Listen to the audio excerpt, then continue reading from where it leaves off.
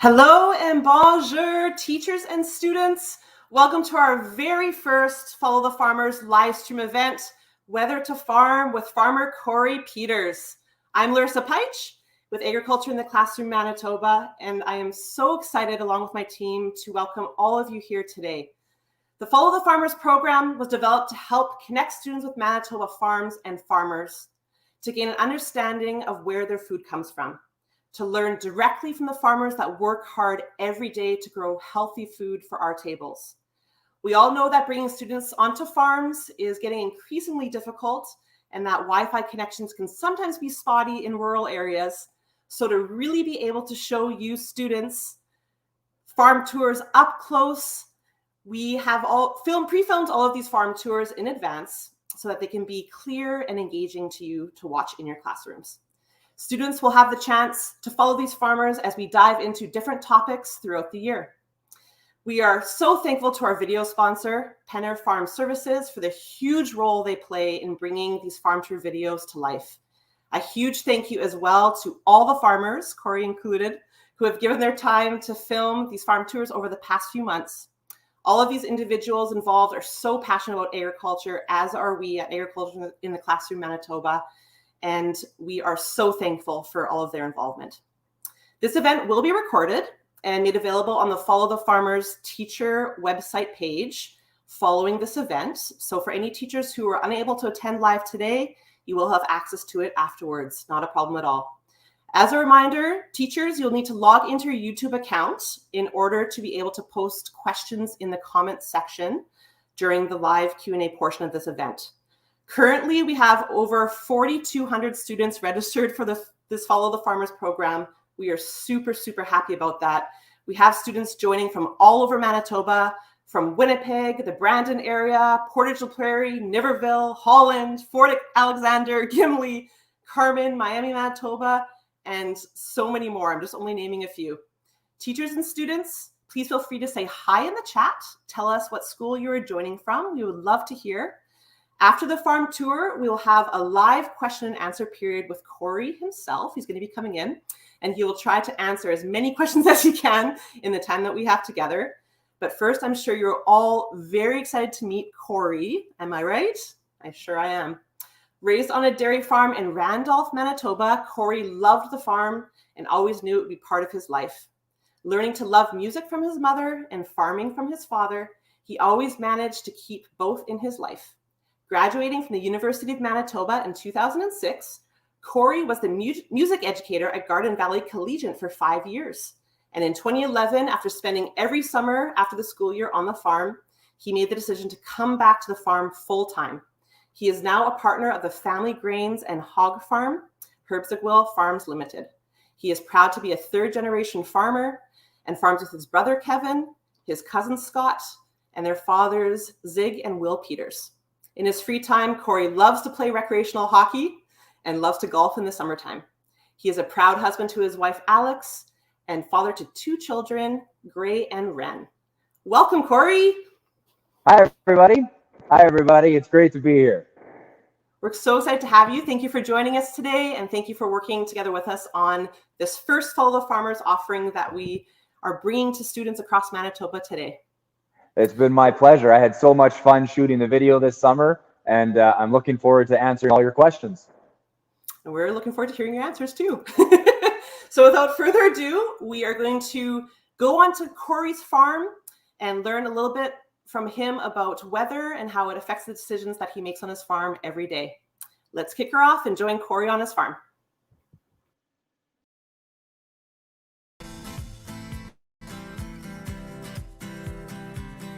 Hey everyone, welcome to Herbsigwil Farms in Randolph, Manitoba.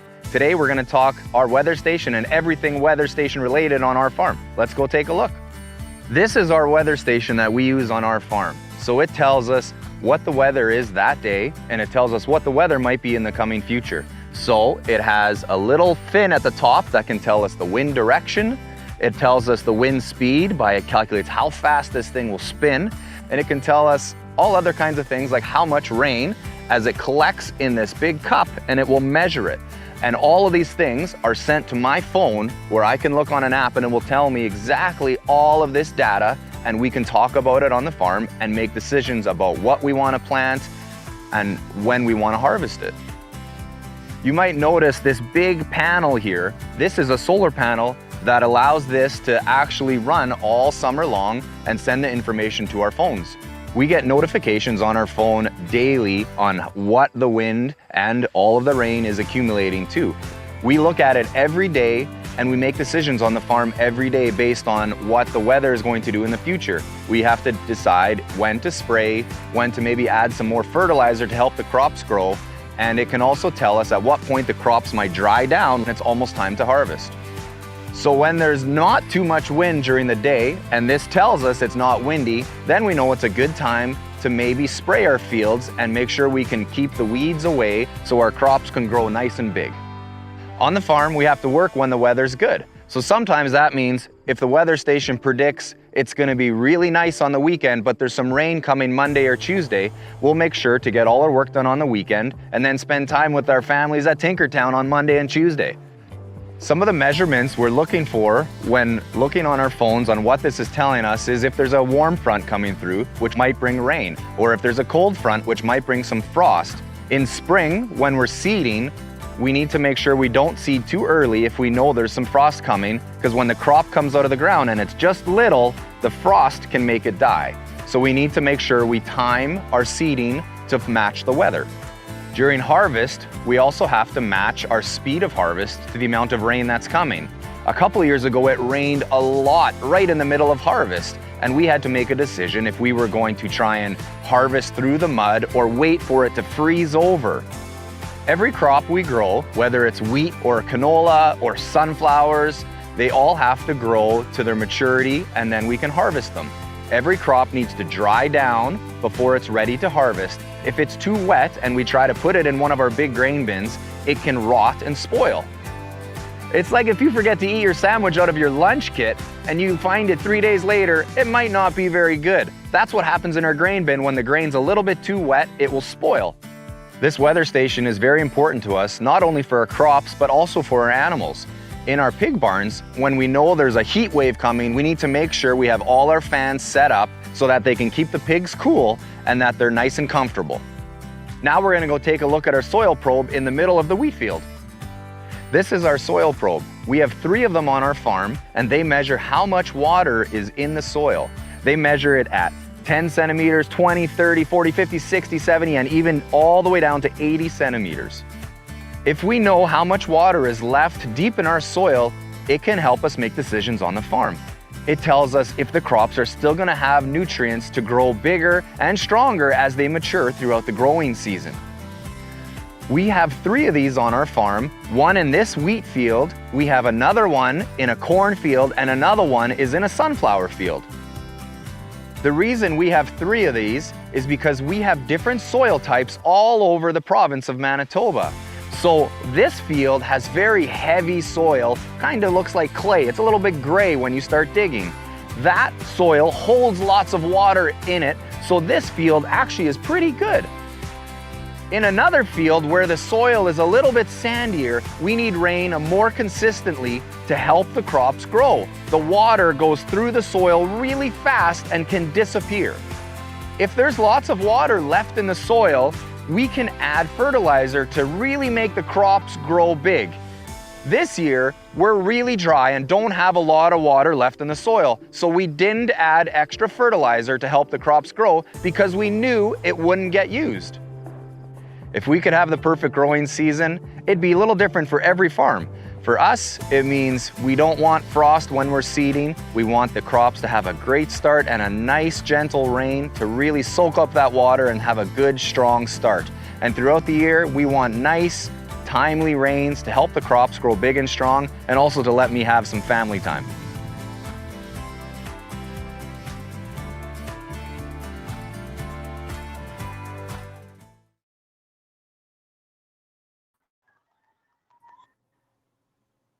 Amazing. Thank you, Korey. Great You're job. welcome. That was a lot of fun to shoot. You look a little different now. You got a little bit more of a beard going on than you did back in the summertime. I do. This is my harvest beard. So every harvest, I usually start growing the beard out at the beginning, and then by the end, it gets a little big. So we actually finished harvest just this morning. So tonight, I have a big shave. That's awesome. So we have some teachers and classrooms who participated in a survey that we sent out a while back. And through that survey, there were some questions that came in prior to our event. So I'd like to kick off our question and answer period with some of those questions that came through from some of the classroom, if that's okay with you. For sure. And the first one that we have here is from Sandra Smith's class from École Rivière Rouge. And her students were wondering, why did you become a farmer? Well, I became a farmer. I was born and raised on the farm. So it's something that I always did while growing up. So I didn't have a job off the farm when I was a kid. So about the age of 12, I started helping on the farm, whether it was feeding the calves when we had cows at that time, or whether it was riding along with my dad in the truck or the tractor. And I learned how to drive tractor at about age 12 and would drive the tractor around the farm or around the field. And it was something I really enjoyed, and I really loved it. And working with family is a lot of fun. It can be a little stressful at times, but it's a lot of fun. So it's something that I really wanted to do as I grew up. Oh, that's amazing. Thank you.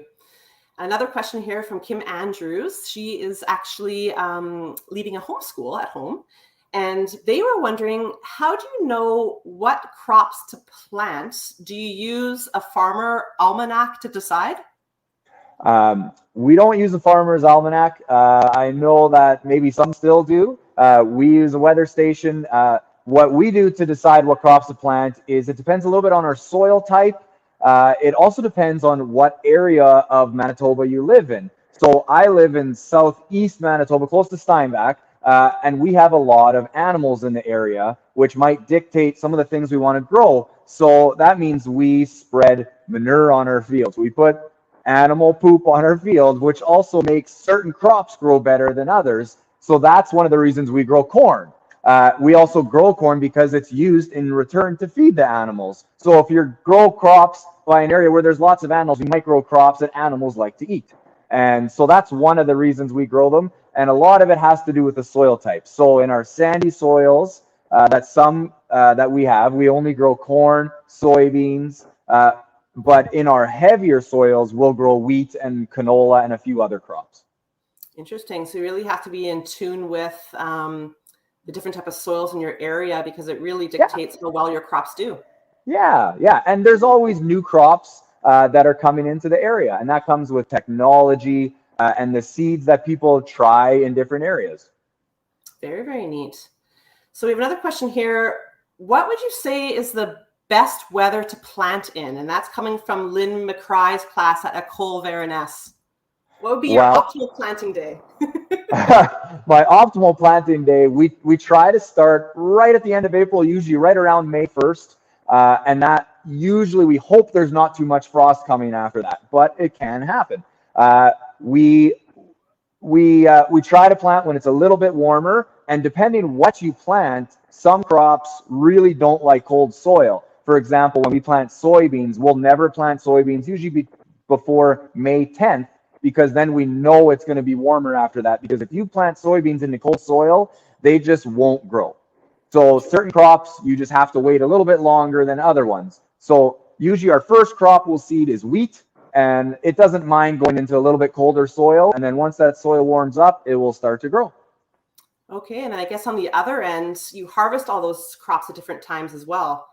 Yes. What are some of the crops that you harvest the earliest versus the latest in the year? Okay. For us, the first crop we usually harvest is wheat. So I have a sample here I can just show you, if you can kind of see. So this is wheat from this year, and this was the first crop we harvested this year. And then in order, this year we harvested peas. So these are yellow peas. They're kind of like little tiny balls. And those ones are usually the first two we'll harvest. And then after that, we will do canola, which is just tiny little seeds. Mm-hmm. And they're very small. That gets used and turned into like cooking oil. If you ever see canola oil, if you deep fry whatever you want, fish or anything, it's often in canola oil. And then we get to the end of the year, we will harvest things like sunflowers, So these Mhm. ones are used for cooking oil or bird seed. And then at the very end, I'll show you, we just finished corn. Oh, awesome. Very, very cool. Thanks, Korey. Yeah. So this is actually an interesting question because as many of you know, students, we had a very, very hot, dry summer this year with not very much rain. So a question that came in from Terry Camus' class from Ecole RW Bobby Bend was, what do you do during a drought? We hope for more rain. During a drought, there's a lot of things you can't do. So we will restrict the amount of fertilizer we would maybe add in crops. So in the middle of the year, sometimes farmers will add more fertilizer if there's lots of moisture in the soil, and they think, you know what, I'm going to make an educated guess that there's enough nutrients there that crop's going to use that fertilizer and continue to grow. This year we didn't have that moisture, so not many farmers were applying that extra fertilizer because it just wasn't going to get used. Right. On a dry year, sometimes some things in the middle of summer, it doesn't change a lot. That would be the main thing. But later on in the fall, when some people are tilling their soil and turning it black, we do less of that. And that's something that's kind of happening a little bit less and less as people learn to learn what works and is a little bit more sustainable, and also new technology that allows us to leave more plants on the top of the soil while still seeding into it. So when a really dry year, we don't want to dry out the soil. So people aren't tilling their fields as black in the fall now as maybe they would on a wet year. Okay. Now on the flip side, we had a question come in from Ashley Brown's class from Ecole Springfield Heights, and they were wondering how much rain is too much rain, and what does it do to your crops, maybe on the negative side? Is it possible to have too much rain? It is definitely possible to have too much rain. Yeah. We don't mind a lot of rain if it's spread out throughout spring, summer, and even fall. But if it comes all at once, it can drown your crops. So the plant is there and the water just goes too high and sits there, and eventually that plant will just kind of die off. So some crops really just don't like having, we call it roots. Their roots are in the soil and they're soaked for so long, wet, and cold, they don't like it, and those plants will die. Other crops can kind of handle it a little bit and will sometimes survive, but it's not that good. So if you get like 4 inches of rain at once, it really can hurt the crop. Whereas if you got that same 4 inches over a month, it can be really beneficial to the crop. Right. And then I guess on the flip end too, like you said in your farm tour, if there's too much rain at harvest time, when you need all your crops to be nice and dry to be able to get them off the field and store them, that's not a good thing either. So you really want rain to be spread out, like you said, right? Yeah. It's all about trying to get Mother Nature to cooperate and have timely rains. And there's nothing we can do about that. It comes when it comes. Yeah, definitely. So another question that we had here, I thought this one was really cute, I really like it, is from Crystal Nichols School at McGregor Elementary. And they're wondering, is it true that some farmers can feel that it's going to rain? Maybe. I think you would have to ask my dad that. So my dad has farmed he's 76 years old, and he's lived in the same house his whole life, and he's farmed his entire life. So he probably has a better idea of when it's going to rain, and he has some tricks where he'll say, the other day he said, so the red moon a few weeks ago was in the sky at night. It was bright red, and we didn't get frost before that. And my dad right away said, he's like, well, now we're not going to get frost till the end of September. And he just knew that with years of experience. Apparently, that's what it means. I had no idea, so I'm still learning because I'm new. But little tricks, I don't know if we would feel that it's going to rain. We use our weather station, and we talk to weather people on social media, and I watch the news just like everybody to try and help and plan ahead as much as we can. So no, I don't feel it coming. Sometimes when it's just about here, I can smell it, but that's about it. Yeah, for sure. Well, I know my Baba, she always thinks that she can predict it's going to snow when her feet are sore. So I guess everyone has their own different ways of going for things. Yeah. All right. So we had a question actually on the animal side that came in from Rachel Clausen's class from Donwood School. And they were wondering, do you take care of your animals differently in the winter versus the summer months? No, we don't really change too much, except we are always monitoring the temperature in the barn. So every barn has just a cable that hangs in the middle of the room, and on our phone, I can see the temperature that's in each barn. So we can turn fans on and off to make sure adjust the temperature to make it really comfortable. And all our barns have floor heat. So in the floor, there's lots of pipes that run really hot water that can create heat. And then in the winter time, we can create that heat to make sure the pigs stay nice and warm and comfortable all winter long. Awesome. So I'm hearing through the grapevine here that we have a lot of student questions coming through the comment section. That's awesome. I think we are going to move into the live area and pull some of those questions in from the students. Sure. So my colleague Kira is on the back end. Kira, do you want to pull through some questions? Oh, there we go. So from Stacy Post, they're wondering, what is the name of your weather app for your phone? And actually, this came from Logan from grade 3 class. Okay. This year for our weather station, we used a program called Farmer's Edge. So it's just a company, and they have an app on their phone, and we can see our weather stations and those soil probes that you saw in the video earlier. Okay, well, you might have some kids downloading apps and testing out their weather knowledge on their own. Every farmer has about 5 different weather apps, and they're all pretty much the same, but somehow we think it's going to help to have about 4 more, and it really doesn't. But the more the merrier, right? Yeah. Okay, we have one here from Haley Misco. Do you take the weather stations inside during the winter? No. It collects the weather, and it will tell us all winter, so how much snow we have, because we know that when that snow melts, it creates water, and that will soak into the soil. So we want to know how much is there, and it can tell us the wind speed and all those things. For in winter, it's nice to know wind speed a little bit for when I need to maybe go out and snow blow. I have to get up early, snow blow around the pig barns to make sure that the feed trucks can get there to make sure the pigs have feed in the morning. So some of those things we have to still take care of. And is that the same thing for your rain probes? Do you leave those out over the winter months too? No, those actually get taken out. So those get taken out just before we harvest the field. So those are all out now, but the weather stations are still there. Okay, very neat. I didn't know that. I'm learning something new along with you students. All right. Another one here. Can the poles be blown away?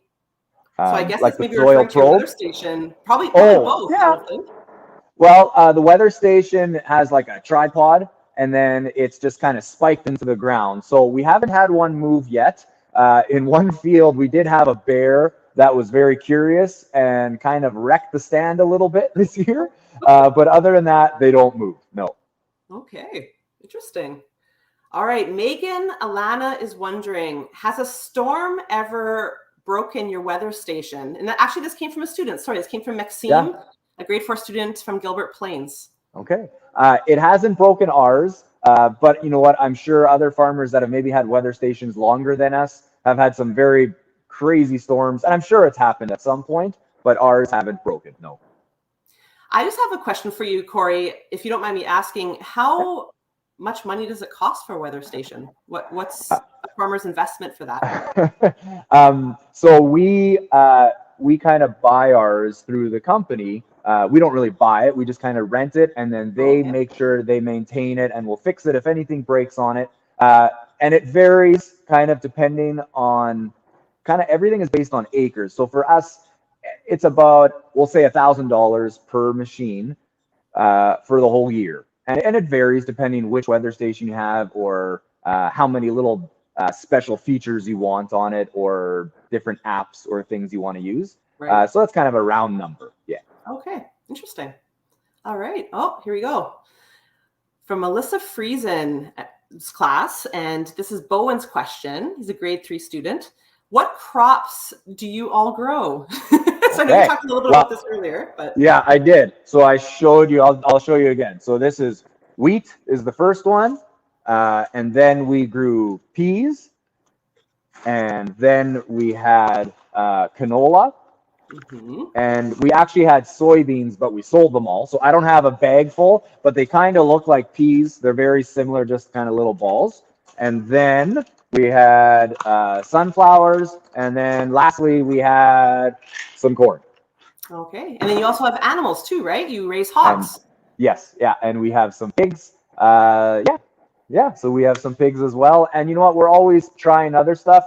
We already decided what we're going to grow next year, and we're going to add some barley. So barley kind of looks like wheat, just slightly different. And so we're going to grow another grain that's called barley next year. Awesome. So we have a question from a grade 5-6 class from Brandon, Manitoba. And this is coming from Daniel. What was the best year for your crops and what made it the best? That's a really good question, and it's very hard to answer because we don't always get everything the best at the same year. So, for example, this year our corn was really good. So we have some fields that are a little farther away from our workshop that I'm in right now, and we were lucky. We had a little bit more rain there than we did at home this year, and that corn was awesome. It was our best corn, which was so exciting to have. But at the same time, our canola was one of the worst we had ever this year. And that's just, sometimes that's the way it goes. You get lucky in some and not lucky in the others. So overall, this year, we actually had a pretty good year.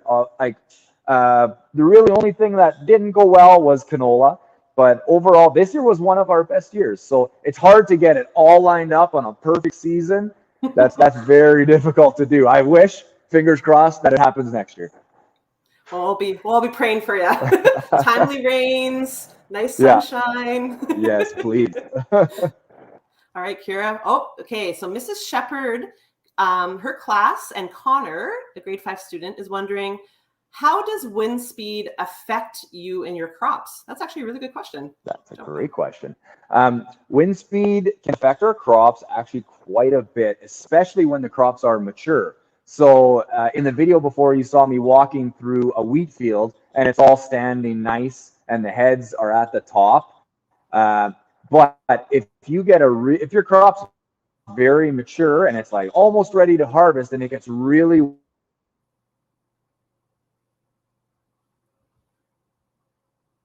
flat, I think. Am I back on?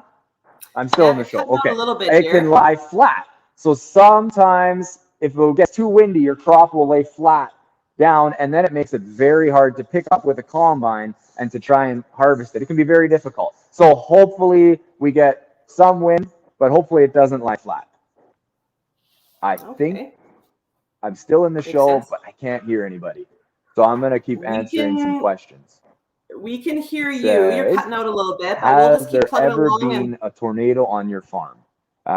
We have never had a tornado. But I know there has been one pretty close to us before. We've just had some really windy days and some crop damage where it's laid flat.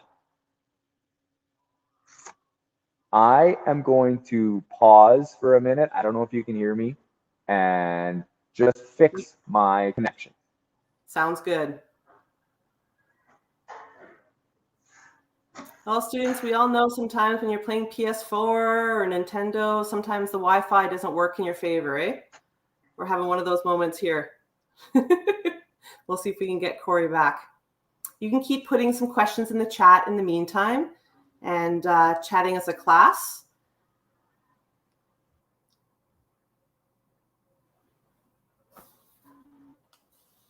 Oh my goodness. Korey, we can hear you. We just don't have your video screen up right now. I don't know if you can hear us on your end.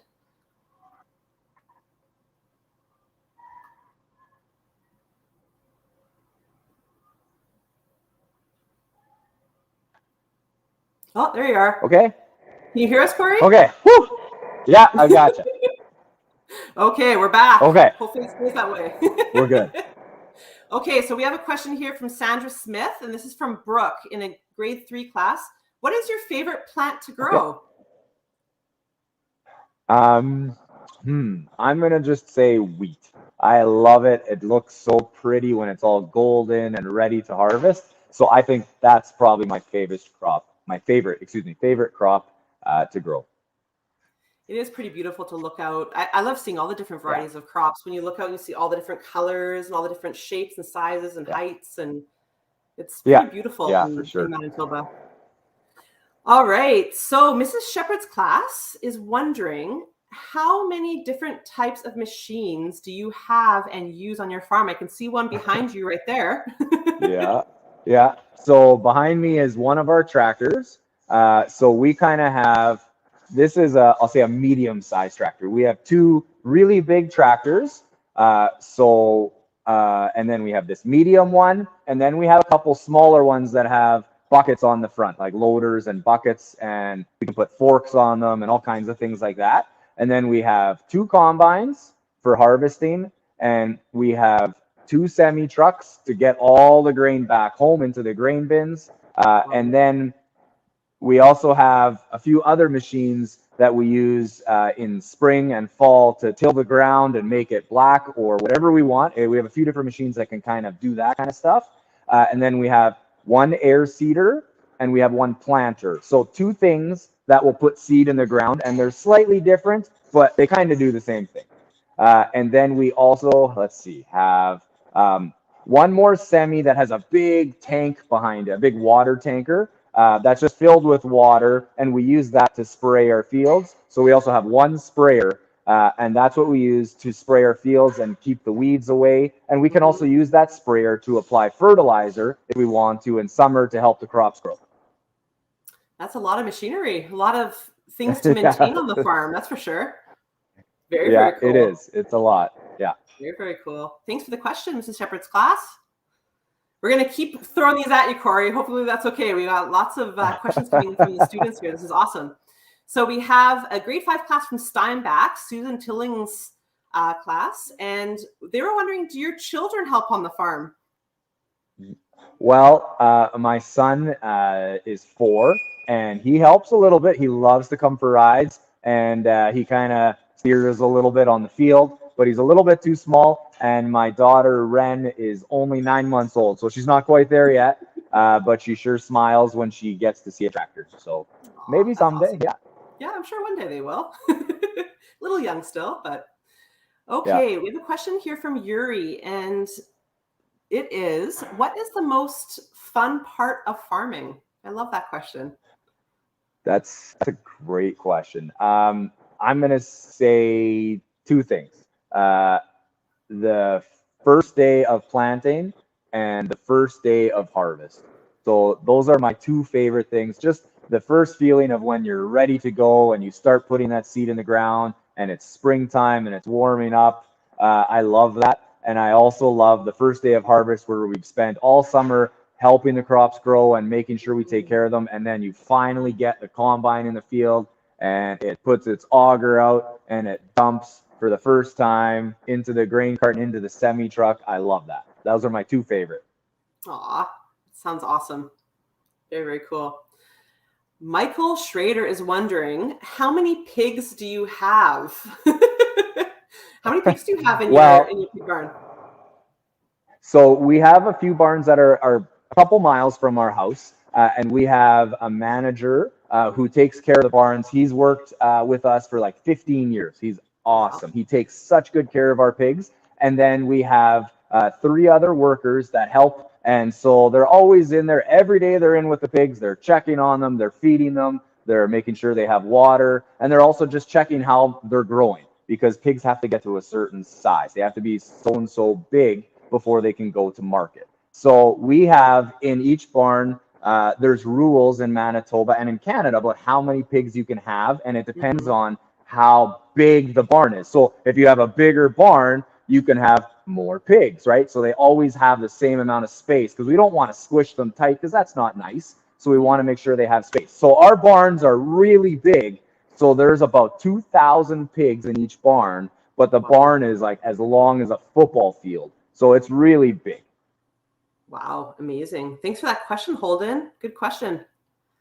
I think we have another one coming in here. So Alexis, a grade 3 student in Sandra Smith's class. Can your pigs sometimes get into trouble or cause problems? Yes, they can. Yeah, pigs are very smart, and they can get into trouble. They like to nip. So if you're walking in the pen, sometimes they'll nip at your rubber boots or the back of your leg a little bit. Some of those things. They don't really get into a lot of trouble, but they're very curious, and they'll always come smell you and say hi, and they'll like to kind of nibble at your rubber boot. That's all. That's cute. Oh, we have a question here from Everett from a career school, and he is wondering, do you eat your pigs? Well, our pigs do go to the market, and then, yeah, they are raised for meat. And so that meat, some of it will stay in Manitoba, and some of it will actually go all the way across the world to Japan, and a few other places. So some of our meat, I don't take the pigs from our barn home to my house, like on my own. But when I buy it from the store, there's a chance that it might have been some of my pigs, and I don't know if it is or isn't. Good answer. I should add, but I always make sure that I try to buy stuff from Canada because Canada raises really good. I love like bacon. I mean, everybody loves bacon. It always makes everything better. So I like to have that in the morning, and I always try to make sure it's raised in Canada. Very, very cool. Lennox, a grade 3 student from Sandra Smith's class, is wondering, how do the fans know when to turn on in your barns? How does that work? So they kind of have sensors. So when that cable that reads the temperature in the room, the fan, if it all of a sudden gets too hot and we need a little bit more air movement to cool it off, the sensor will automatically turn the fans on and they'll start spinning and make the air move and kind of lower the temperature a little bit cooler. Or sometimes it'll be the opposite, right? If it's a little bit cold, the floor heat in winter can be a little bit hotter and start to make the barn a little bit warmer for the pigs. Okay, very, very neat. So do you connect to your barn through your phone as well, Korey, like you do to your weather station? We can.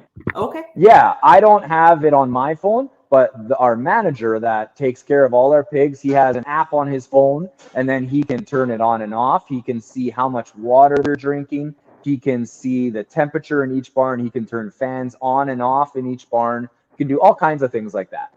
That's amazing. I'm sure that's very helpful for you guys to keep tabs on things. So we have Jenny, a grade 4 student. She's wondering if there's ever been a fire on or around the farm or near your crops. Yeah, there has. Sometimes when you have big machines and they have so many moving parts, and we have all this dust from the crop, it can get stuck in there, and sometimes it can start to combust and make smoke and then eventually fire. So we have had fires. We've had 2 combines when I was a kid. So not very recently, about 10, 15 years ago, we had the last one. We had a combine that went, it lit up in flames in the middle of the field. So we quickly, when that happens, and it does happen to somebody every year, it seems like, we quickly go and we till a circle around the combine to make sure that the fire doesn't spread and burn the field. And we call the fire department, and they'll come and they'll put the fire out. And your car, or sorry, excuse me, it's like if your car is on fire, but for us it's a combine, and sometimes your combine gets destroyed, and then you have to get another one. It's just the way it goes. It's scary. And that's why we try to be careful. So I don't know if you can see, there's a fire extinguisher this side, right there in this tractor in the window. So every single tractor and our combines and our sprayer, they all have a fire extinguisher on them to just try and get it out. In fact, last year, one of our big tractors, not the one behind me, but a little bit bigger, it has tracks on it.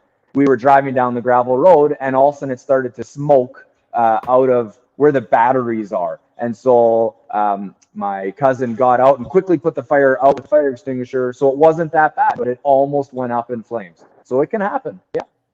Okay, we're going to take a few more questions from the feed here. So we have one from Rachel Friesen. And this is actually from Natalie, grade 5 student. She's wondering, have you ever grown flax? We haven't grown flax, no.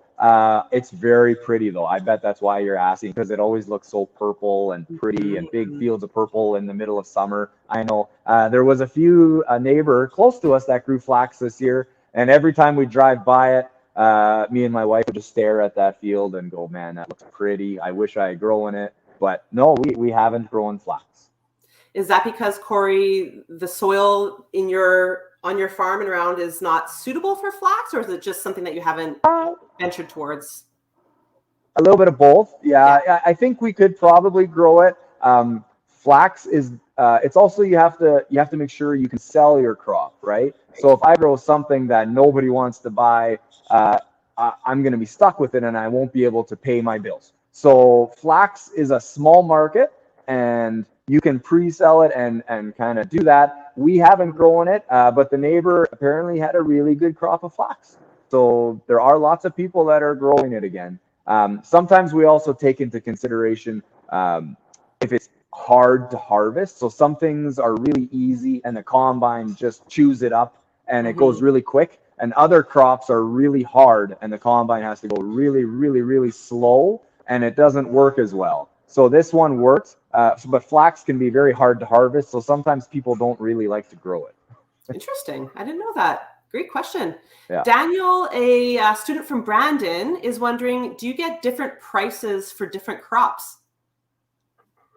Yes, you definitely get different prices for different crops.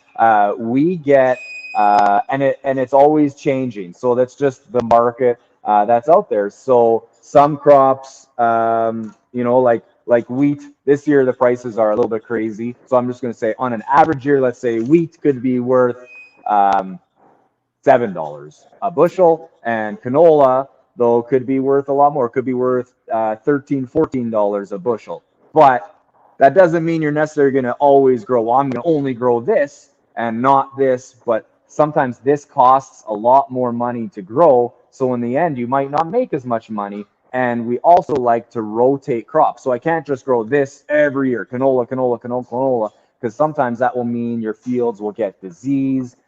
You will have trouble with certain weeds that will come again and again and again. So we like to rotate our crops. So we might grow canola one year, then wheat, and then often we will grow corn after that, and then soybeans, and then maybe back to canola again. So kind of every 3, 4, 5 years, we'll rotate the crops. Okay, interesting. So I think we're going to take a couple more questions from the feed here. And the next one is from Allison Gregg's class, and this is from Knox in Brandon as well. What time do you wake up to start the harvest? Well, we usually meet in our office at 7:30 in the morning every day. And we do that all year round. Not on weekends. In the winter, we take weekends off. But during harvest, we meet at 7:30. We plan the day out quickly, and then we go and we start to harvest. Now, we can't always harvest right away first thing in the morning, especially as it gets a little bit later in harvest. There's dew on the ground where the grass is wet. So that means the crops are a little bit wet, and the combine doesn't really like to have wet crops go in. It really has a hard time. It's like if you want to mow your lawn, you don't always want to mow your lawn in the middle of a rain, or if the grass is really wet, you want it to be dry. And it's the same with our fields. So we like them to be dry. So sometimes that means we're just getting stuff ready. We're filling the combines with gas, and we're cleaning them. We're blowing out the air filters. We're doing all kinds of stuff. Maybe we're blowing the dust off them so that we don't have a fire, right? So all those things we can do while we're waiting for the crops to dry. And then so sometimes we'll start at 8 o'clock, 9 o'clock, 10 o'clock in the morning. It varies a little bit. Interesting. Very, very good. Good question, Knox. So we're going to pull in one more here. This is an awesome one from Nicole Pett's class. This is from Nick at Mercury School. What is your dog's name, and can we see him? You know what? He's not here right now. He's at home. Otherwise, you totally could see him. His name is Paxton. He's a husky Malamute, and he gets super furry in winter. He's like a big bear. In fact, I think when we got him about 6 years ago, the ad was, we got him from a rescue, and the ad was, do you want to have your own giant teddy bear? And the answer for my wife was yes, she did. And so we got him. And he's really good. Oh, there's my dad. Hi, Dad. You're on live TV. There you go. Hello. That's awesome. Hey, it's family farm. I love seeing the family in the background. Yeah. All right. So there's a few other things that I would like to share with students and teachers. So we're going to close the question portion and move into a few other areas. But Korey, we're going to keep you on the line and bring you back a little bit. But I just want to touch base. Thank you, Korey, also for answering all those questions, and students for taking the time to put them in the chat. We all learned a lot, me included. So I just want to chat with teachers. Teachers, there's a teacher guide available on the Follow the Farmers webpage that will help provide direction to you for the in-class activities that we have to pair with this Weather to Farm event. So it will take the learning a little bit further for you from what you learned with Korey today. And we have a brand new Weather to Farm game that we are super excited about. It can be played as a teacher-led game or independently by students. And as the player moves through the game, he or she will choose their farmer avatar, be given a brief introduction to weather and how it impacts farming. They'll buy their farm inputs for the year, be given the option to buy crop insurance, and be presented with random weather scenarios similar to what Korey experiences in a growing year on his farm that will have a direct impact on how much money they make on their farm that year. The Weather to Farm game is a great hit for grade 5 science curriculum that is open to any student to play. And we're really, really excited to open that up to students to try out and pretend that they're the farmer and experience our Weather to Farm game. So teachers, be sure to check that out. We would love to see any pictures of activities that you're doing from agriculture in the classroom Manitoba in your classrooms. We have a Teach Ag contest that we run every month. And teachers, you can send in your videos or pictures to us, and we will do a draw at the end of each month for a chapter's gift card. And we hope that that will help the teachers that win to build their agricultural libraries in their classroom. And we also had a survey that we put out prior to this event, and we had some teachers take the time with their class to fill out that survey, and we really appreciate the feedback. It helps us grow our programs. So I thought it would be fun to do that live draw here on this feed. So I have a nice Penner Farms hat here with a bunch of teacher names inside. And we're going to draw for that $25 chapter's gift card. So let's see who we got here. All right, Susan Tilling from Clear Spring Middle School. You are our winner. I'll be sending you a $25 gift card to purchase some books for your library at school or for a specific classroom. So thank you for taking the time to fill out our survey. That brings us to the close of our first event. I want to thank everyone for attending. We really hope that you learned something new from Korey about how weather affects farming. Another big thank you to you, Korey, for joining us and for taking the time to bring us out to your farm and to share your knowledge and passion with all of these kids across Manitoba. We really, really appreciate your time. We also want to thank Penner Farm Services for the amazing sponsorship and helping make these farm tours happen. And we're super excited to welcome you all on November 17th for our second event where we're going to go visit Signer Dairy. So Korey, thank you again for joining us today. You were awesome, and we loved chatting with you. It was my pleasure. It was a lot of fun. Thanks, kids. Have a good rest of your day, and we'll see you on November the 17th. Have a good day. Bye-bye.